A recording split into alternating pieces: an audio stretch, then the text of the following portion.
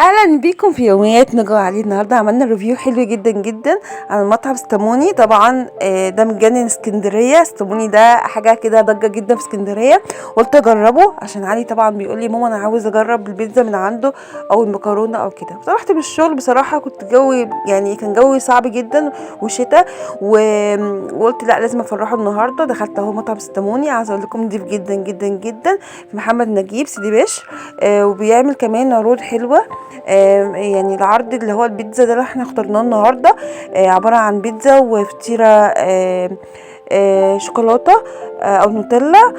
ده عامل تقريبا 80 جنيه. حلو جدا جدا جدا بجد والله. واللي كمان البيتزا تحس ان هي ايه، ماسكه نفسها كده وبنت ناس، ومليانه يعني ما شاء الله عليها. كانت بسطرمه وكده بس كانت مليانه وكانت طعمها حلو جدا جدا جدا. اتمنى فعلا انتوا تجربوه في اسكندريه، مش تخسروا حاجه خالص، وفي متناول الايد. كمان في ارقام الدليفري بتاعهم عن طريق الفيس، بتوصل لكم في كل مكان.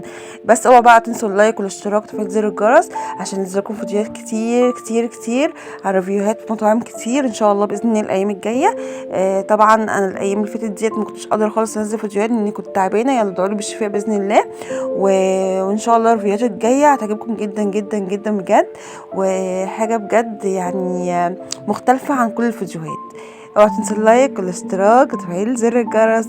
وكمان لو حد راح ستاموني مطعم ستاموني يقول لي في الكومنتات هو اكل ايه بالظبط، علشان نقول راينا في الاكل اللي احنا بنختاره من مطاعم مختلفه. باي باي، ان شاء الله اشوفكم في فيديو جديد. مع السلامه.